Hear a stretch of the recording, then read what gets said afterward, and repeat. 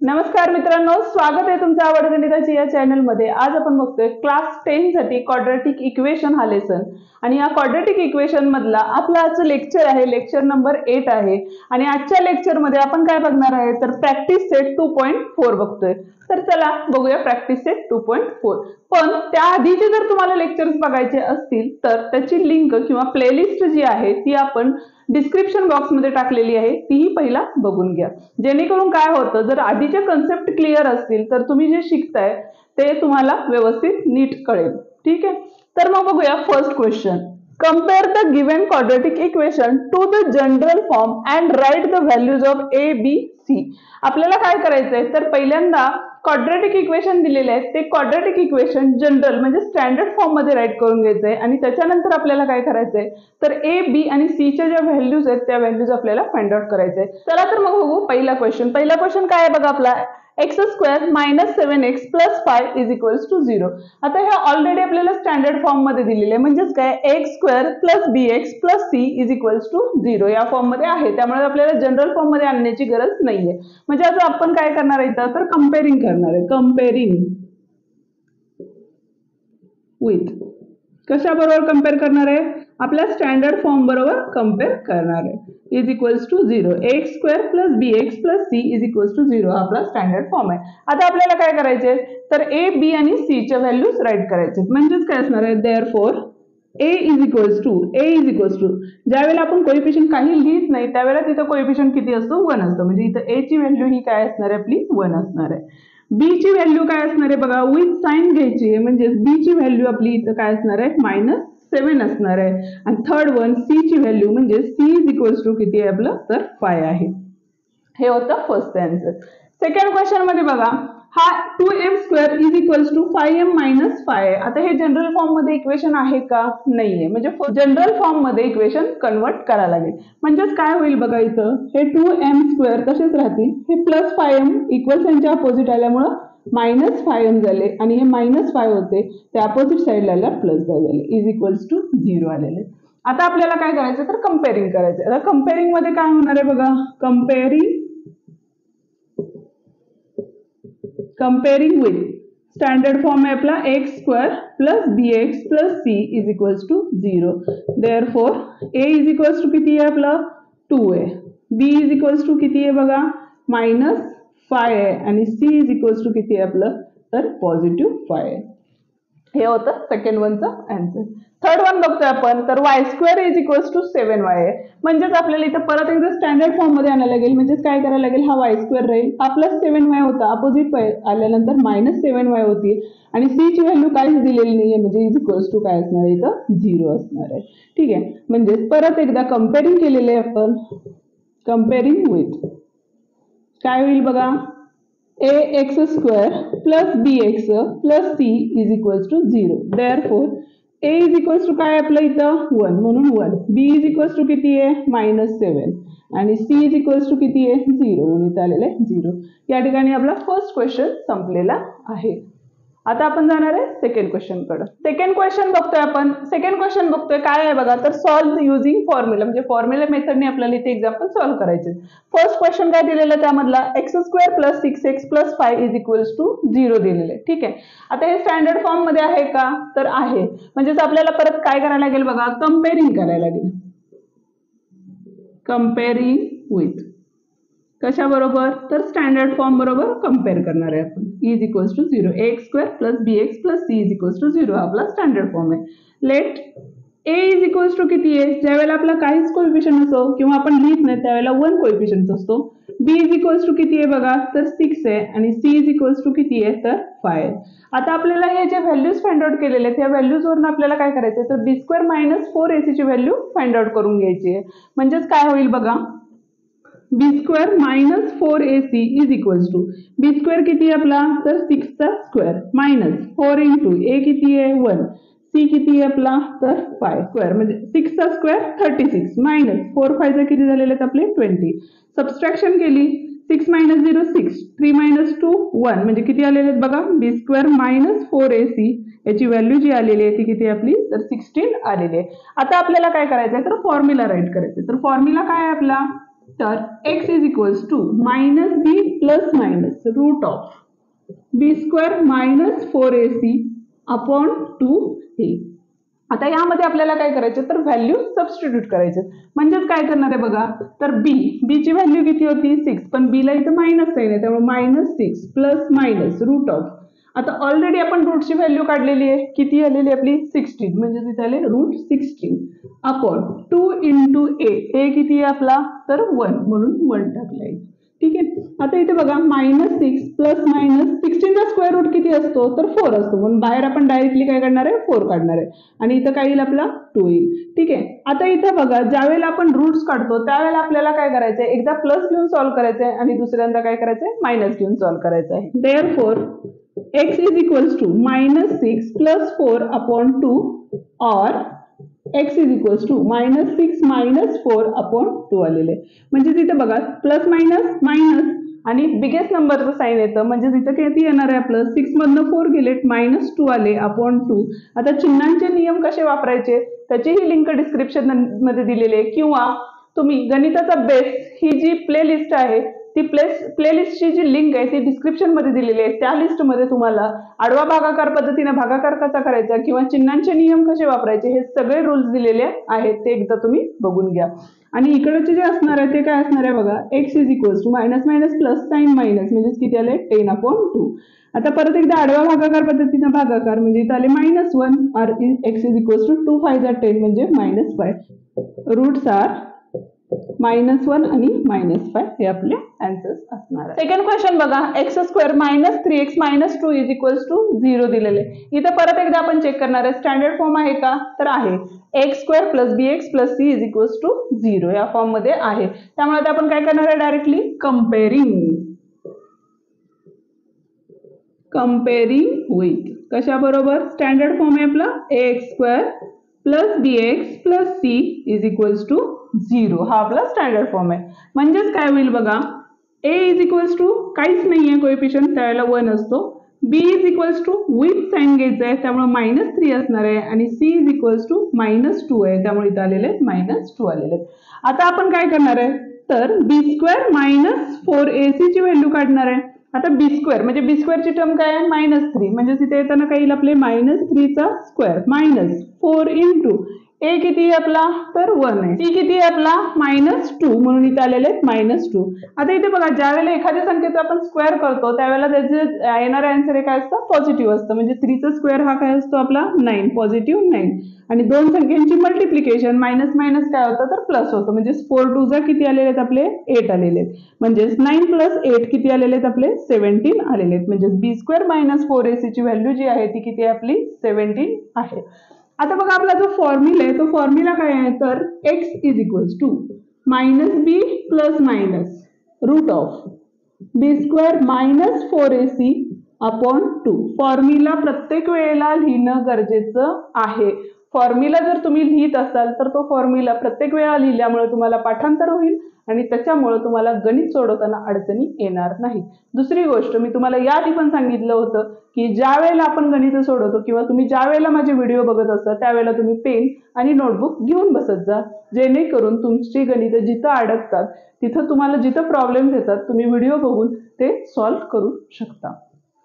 तर बघा आता इथे व्हॅल्यू सबस्टिट्यूट करणार आहे आपण -b, म्हणजे हे ऑलरेडी इथलं साइन आहे मायनसचं इंटू ब्रॅकेट, इथं पण b ची व्हॅल्यू किती आहे आपली -3 आहे, म्हणजे इथं किती येणार आहे बघा minus into minus plus minus root b square -4ac ची व्हॅल्यू होती आपली 17, ते आपण डायरेक्टली इथं सबस्टिट्यूट केली अपॉन 2a. आता इथं बघा x is equals to minus minus plus 3 झाले plus minus root of 13 upon 2 into a ची व्हॅल्यू किती आहे आपली तर 1 आहे, म्हणून इथं काय आले आपले 1 आले. Therefore x is equals to 3 plus root of 17 upon 2 हे इक्वेशन आलेलं आहे आपलं किंवा रूट आलेलं आहे आणि दुसरं रूट आहे आपलं और x is equals to 3 minus root 17 upon 2 हे आपलं काय रूट ऑफ द इक्वेशन्स, म्हणजे 3 प्लस रूट 17 अपॉन 2 और 3 minus root 17 upon 2 are the roots. Of the quadratic equation. Third one question बघतोय. थर्ड वन क्वेश्चन मध्ये आपल्याला काय सांगितलेलं आहे बघा, 3m² + 2m - 7 = 0 दिलेलं आहे. ठीक आहे. आता इथे आपल्याला काय करायचंय, तर फर्स्ट आता कंपेअरिंग करणार आहे आपण. का तर हे जे दिलेलं इक्वेशन आहे ते ऑलरेडी स्टँडर्ड फॉर्म मध्ये दिलेलं आहे. म्हणजेच आपण जर कंपेअरिंग केलं, कंपेअरिंग विथ कशाबरोबर, standard form ax² + bx + c = 0. Therefore a = 3a, b = 2a आणि c = -7 आहे. आता आपण काय करणार आहे, b² - 4ac ची व्हॅल्यू काढतो. आता b किती येतं आपला 2, 2 चा स्क्वेअर मायनस 4 * a किती आहे आपला 3, c किती आहे आपला -7 म्हणजेच -7 आलेले. आता 2 चा स्क्वेअर हा 4 आलेला आहे, मायनस मायनस प्लस झालेले आहे. या ठिकाणी बघा 4 × 3 = 12, 12 × 7 = किती होतात तर 84 येतात. या ठिकाणी आपण या दोघांची ऍडिशन केली तर इथं काय येतं बघा, 84 + 4 म्हणजे 88 आलेले आहेत. म्हणजे b² - 4ac ची जी व्हॅल्यू आहे ती किती आलेली आहे आपली 88 आलेली. आता आपण फॉर्म्युला राईट करणार आहे. therefore x = -b ± b² - 4ac/2a. ठीक आहे. आता बघा -b आहे, b ची व्हॅल्यू किती येतं 2 आहे, म्हणजे ते येणार आहे -2 ± b² - 4ac ची व्हॅल्यू किती आली होती आपली 88 आली होती, अपॉन 2a, a किती आहे 3 आहे, म्हणजे 2 × 3 आलेले. म्हणजे तिथे बघा -2 ±√88/6 आलेले. पण आता 88 चा स्क्वेअर रूट आपल्याला माहिती आहे का, नाही. पण 88 चे फॅक्टर पडतात का, तर पडतात. आता मुलांचा असा प्रश्न असतो की फॅक्टर तर पडतात, पण आता फॅक्टर पाडून त्यातले स्क्वेअर रूट्स बाहेर कसे काढायचे, तर त्यासाठी एक सिंपल मेथड आहे, ती तुम्हाला सांगते. फर्स्ट आपण काय करणार आहे, जे आपण नेहमीप्रमाणे फॅक्टर्स पाडतो ते फॅक्टर्स पाडून घ्यायचे. म्हणजे काय करणार बघा, 2 × 4 = 2 × 4 जा, ठीक आहे, 2 × 2 = 2 × 2 जा, 2 × 1 = 2 × 1 जा, आणि इथं काय येईल 11 × 1 = 11. आता यामध्ये काय करणार आहे, एक सारखे दोन नंबर असतात, ते दोन नंबरचा ग्रुप्स करायचे. म्हणजेच बघा 2 2 चा एकच ग्रुप तयार होईल, बाकी हे दोन काय आहेत आपले वेगवेगळे नंबर आहेत. आता काय करणार आहे, आपण जे ग्रुप्स तयार होतात त्याच ग्रुप्स मधला एक कॉमन नंबर आपण बाहेर काढणार आहे. म्हणजेच काय करणार आहे बघा, हा -2 तसाच राहील, प्लस मायनस ह्या दोन 2 मधला एक 2 बाहेर काढला आणि आतमध्ये काय करणार आहे, तर ह्या दोघांची मल्टिप्लिकेशन करणार आहे. म्हणजे 11 × 2 = किती होतात आपले 22 येतात. ठीक आहे, अपॉन 6. आता इक्वेशन मध्ये बघा 2 2 कॉमन आहे, त्यामुळे 2 बाहेर काढू शकतो आपण इक्वेशन मधून. तर इथे होईल आपलं 2 बाहेर काढलं तर आतमध्ये -1 प्लस मायनस हे 2 पण बाहेर गेलेले, म्हणजे √ किती आले आपले 22/6. आता या 2 नी 6 ला डिवाइड होतं, म्हणजे किती आले आपले 3 आलेले. ठीक आहे. म्हणजेच x = फर्स्ट व्हॅल्यू आपली -1 प्लस √22/3 येणार आहे, और दुसरी जी व्हॅल्यू आहे ती काय असणार आहे आपली -1 -√22/3 असणार आहे. हे आपले असणार आहे roots of the quadratic equation. Fourth one question बघतोय. फोर्थ वन क्वेश्चन मध्ये काय सांगितलेलं आहे बघा, 5m² - 4m - 2 = 0 दिलेले आपल्याला. ठीक आहे. आता हे पण इक्वेशन दिलेले आहे, ते स्टँडर्ड फॉर्म मध्ये आहे, त्यामुळे आपण डायरेक्टली काय करणार आहे, कंपेअरिंग करणार आहे. कंपेअरिंग विथ काय येईल बघा आपलं, ax² + bx + c = 0. प्रत्येक वेळेला ज्याच्याशी कंपेअर करणार आहे ते, आणि जो फॉर्म्युला यूज करणार आहे तो फॉर्म्युला प्रत्येक एक्झाम्पल मध्ये आलाच पाहिजे, तरच एक्झाम्पल्स परफेक्टली येतात. आता बघा कंपेअरिंग केलं तर a = 5 येईल, b = -4 येईल आणि c = -2 येईल. आता पुढे काय स्टेप आहे आपली, तर b² - 4ac. b² म्हणजे -4 चा स्क्वेअर मायनस 4 × a किती आहे आपला तर 5 आणि c किती आहे आपला -2. 4 चा स्क्वेअर म्हणजे 4 4 जा 16 आलेले आहेत, मायनस मायनस मायनस इथं काय होईल आपले प्लस होतील. 4 5 जा 20, 22 जा 40 आलेले आहेत इथं. म्हणजे ऍडिशन केली तर 6 आणि हे 5 56, म्हणजे b² - 4ac याची व्हॅल्यू जी आलेली आहे ती किती आलेली आहे 56 आलेली. आता आपल्याला काय करायचं आहे, फॉर्म्युला राईट करायचं. x = -b plus minus √b² - 4ac/2a. ठीक आहे. आता व्हॅल्यू सबस्टिट्यूट करणार आहे आपण. तर बघा b ची व्हॅल्यू किती होती आपली -4 होती, आणि तिथलं मायनस म्हणजे डबल मायनस साइन येणार आहे, -4 आलेले, प्लस मायनस √ऑफ किती होतं आपले 56 अपॉन 2 इंटू ए ची व्हॅल्यू किती होती बघा, तर 5, म्हणून इथे आलेले 5.